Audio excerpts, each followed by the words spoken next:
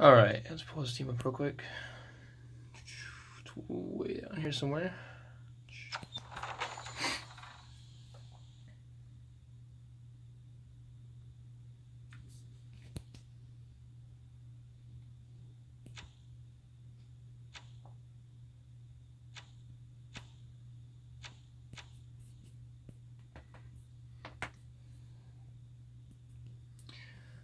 Alright, I really don't know how comments work on this whole stream because I really don't stream on here the same way I do on Twitch. So if you comment, I don't know how I'm gonna see it. So if anything, you can just use line and I'll hop in and out of line. So right now, if you hop over to line or leave a comment here, I'll go check on which one I can see first, and I'll use that one to answer questions.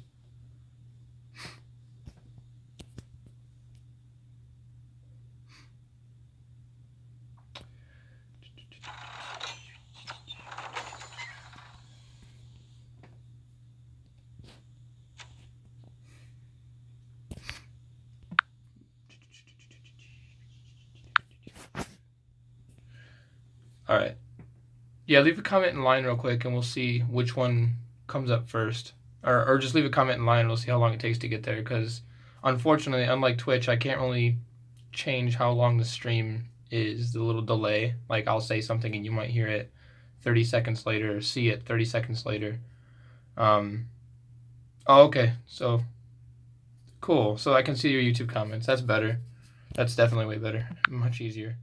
Okay, so I'll go into like the basics of how this team works. The way that it works on my end with Crimson Bat is Soothsayer, because of his trait here. At the end, it starts with full mana, and you have 2 of those. That can lead to forcing the game into giving you a huge lead, like right out of the gates. You can't what? Oh, if you mean you can't have the 3rd trait right now, that's fine. Like, you can make it work without it. But I'm just saying this is a team to build towards. Like, you want to get these Soothsayers up and running, and Herdmaster is especially a troop that you want to get up and running, because Herdmaster is actually used in a lot of different teams because he explodes 10 gems, which is affected by his magic. So I'm going to explain more of this, but basically these 2 troops together, Soothsayer and Herdmaster, make a ridiculous, a game-changing duo, even though there's 2 Soothsayers. Because what the Soothsayers do is on each cast, they destroy basically a plus sign, the column and the row of the gem, the purple gem that you choose. Okay, that's fine. Just view the stream and comment on here.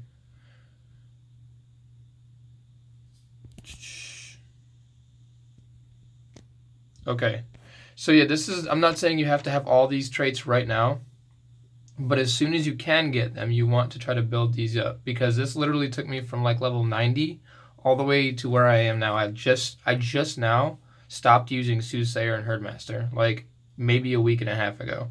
And it's not that I did it because I had to.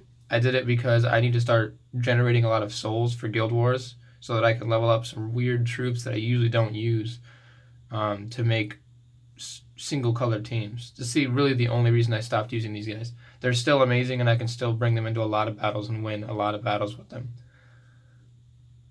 Yeah, I figured it is. On Twitch, you can actually change that so that it's like literally live. Like, you would see me exactly when I'm talking and be able to respond. So, but I'm going to go over how it works as if you have them fully traded, because that's when it's really going to start to pay off. So first of all, these Soothsayers have their own mana link. They have a stone link, the Herdmaster. Once you get him fully traded, you don't really need him fully traded, it just helps. He also has a mana link for his own color, yellow.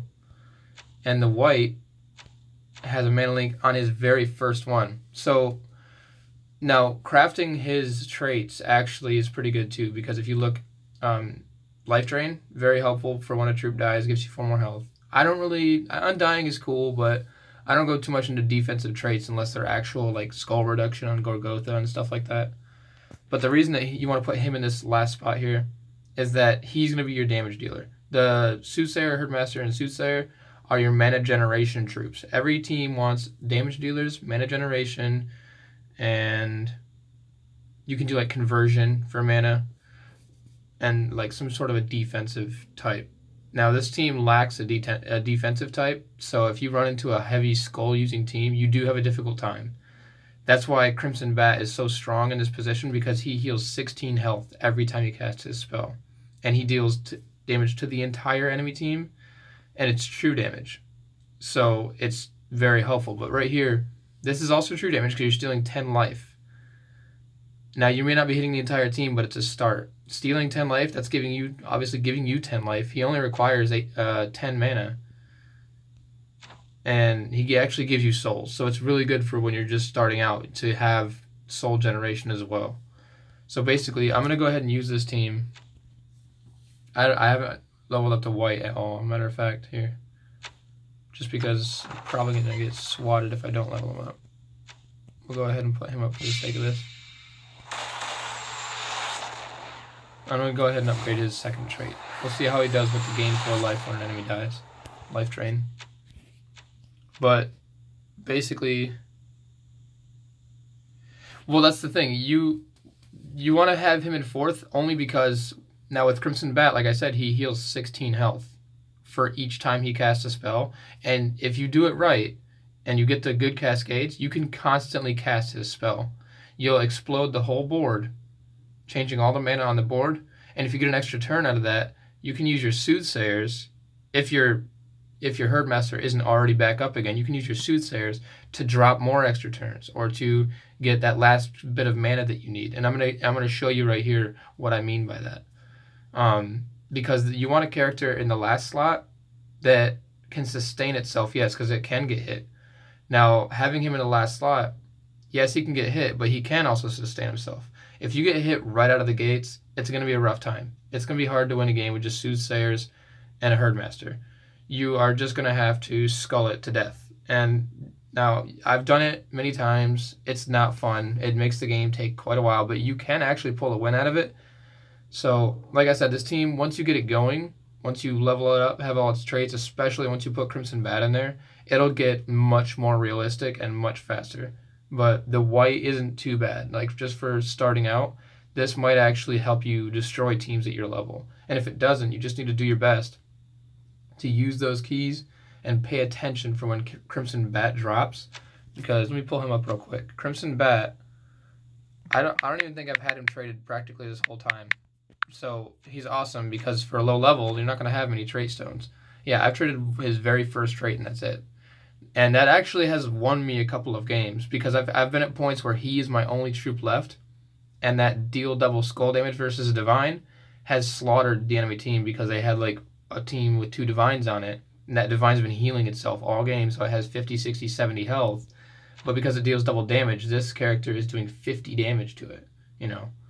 So, but yeah, I don't really use the rest of his traits. Bloodsucking would be nice. Like, deal double skull damage to wounded enemies would be outstanding. I would have won so many more games had I had that. But I didn't really feel that I needed to trade it just because of how effective it was already in the first place. Now, what's great about him is that this number here, deal 13 true damage to all enemies, that number is affected by magic. So you unfortunately gain 16 life never increases by magic, which is really, I think it's really it's level. Like, if they allowed you to heal more than that, it would be pretty ridiculous. I could have been healing myself for 30, 40, or 50 points of health at the end of some of these games. But let me hop into a random... Oh, I'm already done with that kingdom. Random kingdom here. And I'll show you just what I mean, how to use this team, because there is a certain way to use it. You want to take certain skulls, you want to leave certain skulls, and you want to manipulate the board in a way that it helps you. You got to think about, you know, what mana should I take and what mana shouldn't I take. So, already right here, like I said, you can get Crimson Bat from anything from a glory chest all the way up. Because Crimson Bat is a legendary, and the first ones that allow you to get legendaries are glory chests. I'm not going to lie, when I was a lower level, I would just do PvP over and over again until I had like 600 glory, and I'd sit there and open glory chests. Now, I'm not saying you should do that, because you can buy a lot of trait stones with 600 glory. That could get you like 4 trait stones, possibly, which is a lot. But yeah, he comes out of pretty much anything. The only one you don't get him out of is like if the event chest isn't on his kingdom, you're not gonna get him out of that one. But any other chest besides the gold chest has a chance to drop him. The gem chests are really where you hit the legendaries more often. A gem chest will be more likely to have him. So speaking about the soothsayers, you can see they're both already up with their spell, Spirit's Call. So now, like I said, when you have him all the way up to empowered on that 3rd trait, it's going to be great. You're going to have a pretty easy time against just about any team, other than maybe the 3rd choice, the one that's all the way to the right, because of course that team is naturally difficult.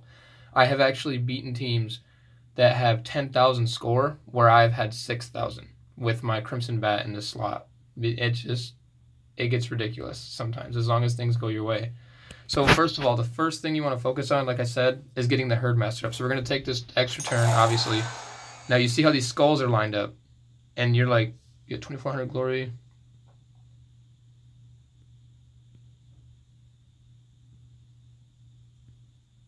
If you have 2,400 glory, I think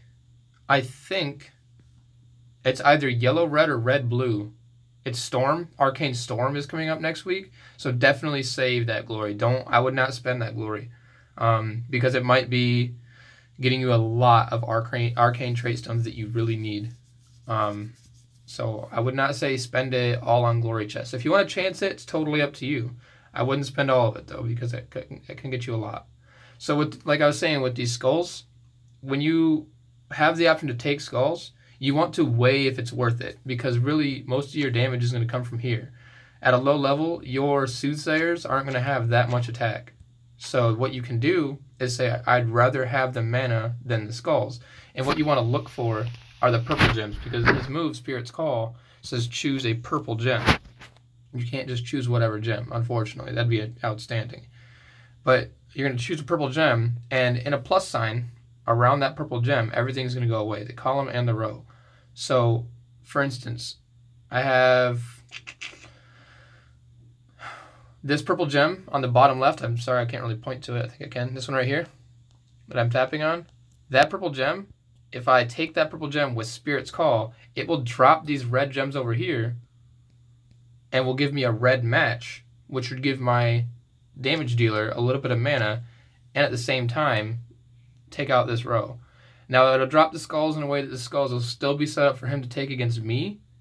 So you have to weigh, would I rather get hit and have that mana? Because sometimes just having that mana might end the game for you and the hit won't matter. But right now, since we don't want to get hit yet, we're gonna use his spell in a way that'll get rid of the skulls and keep us safe. So what we're gonna do is choose Spirit's Call. We're gonna choose a purple gem that's right in between all these skulls and get rid of them. And that'll get rid of the skulls, and sometimes, yeah, you get unlucky and skulls fall right back down where they were. But that's a tactic.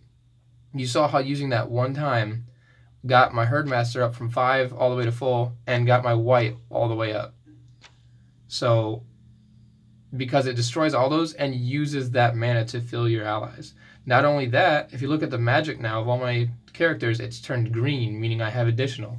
Because this move also gives all other allies 1 magic. It doesn't sound like a lot, but believe me, after you loop these guys enough times back and forth, you can ridiculously raise your magic count. I've had my Crimson Bat up to the point where he does 28 damage on his ability. So now we're going to steal 13 life from an enemy, and we're going to get some souls, which is awesome. And we're going to create 5 purple gems, which is something that Crimson Bat doesn't do. Crimson Bat doesn't create gems. So this is awesome because it also gives us an ability to have an extra turn if it just happens to change the right ones. So since our damage dealer is up, we're going to check the board for extra turns. We're going to check the board for if there are ever 2 orbs, 2 gems right here, and say they're blue, and then there's a brown one, and then directly beneath those there's 2 more blues.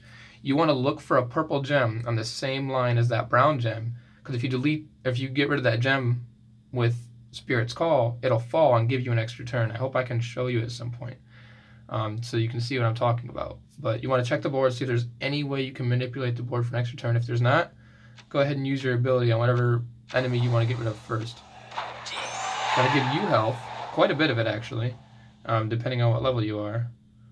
and take away from him. So right now, we have our Herdmaster up.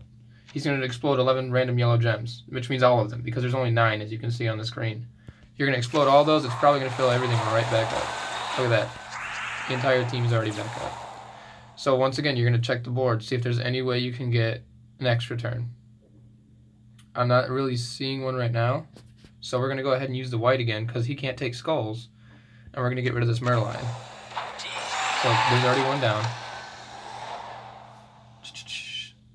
Still don't see any extra turns. Now there are skulls just about everywhere. When the game gets to this point, especially when you're a low level, you might just want to start using the skulls so he can't. Or, like I said, use those purple gems to break the skulls up so that he cannot use them. Right now,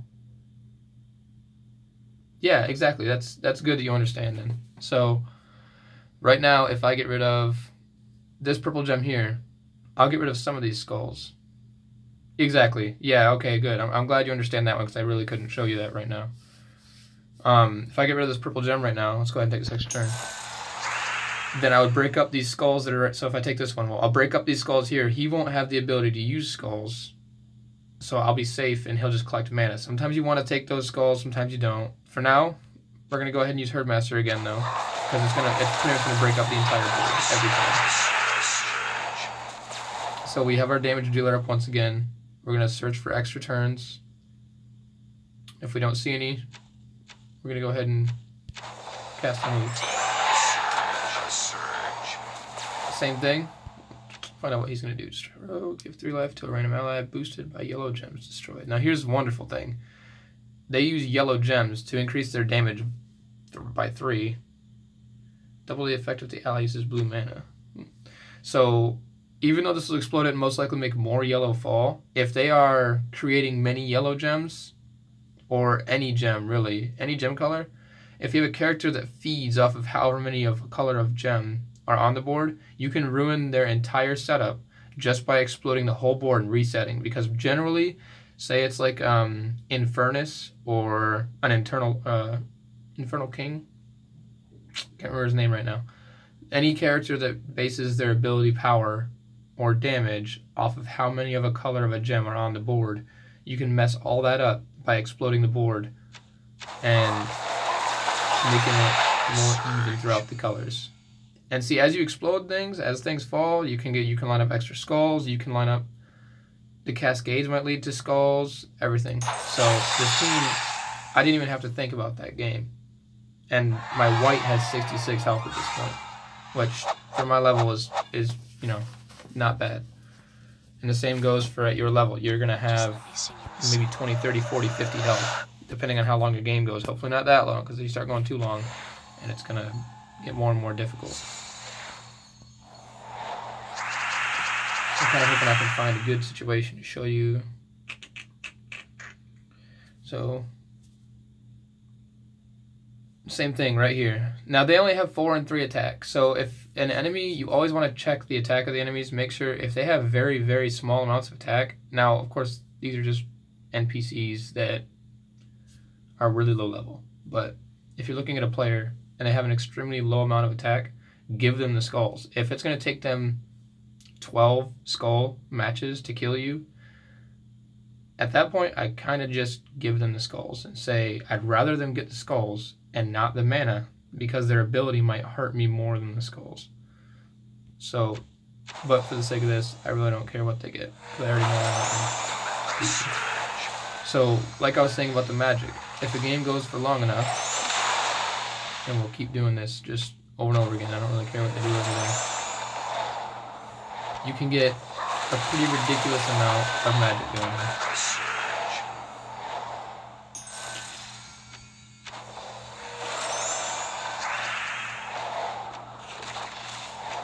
Keep destroying stuff. And it just goes back and forth, back and forth. These two just fill each other right back up.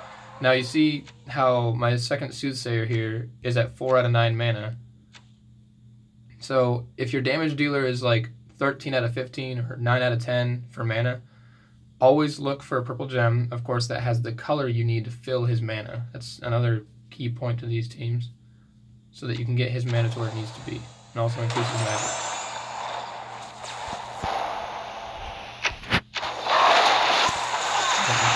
as you run out of mana with your Soothsayer, you're practically right back there with your Herdmaster. So this team has been pretty unstoppable for a long time. So I'll go ahead and look at this. I'm up to 17 magic, meaning I will steal 18 life, which is an instant kill. Of course, he has barrier on, so gotta wait till I get to that. So that's what you can do if you need to. You can make a game last forever by just denying them skulls, trying to cascade for extra mana, whatever you have to do, pretty much.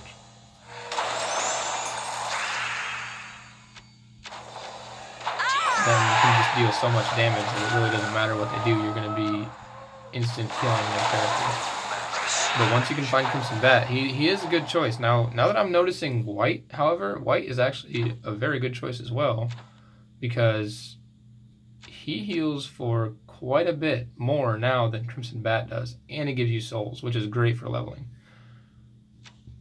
It's actually, I would say I would rather use him than Crimson Bat at this point, because Crimson Bat does hit the whole team. He does deal damage across the entire team. So if it's a team that is heavy into armor, and they're constantly trying to loop, or if they have barrier, especially if they have barrier, you want to use Crimson Bat instead of White, because you can destroy that barrier and deal damage to other characters at the same time.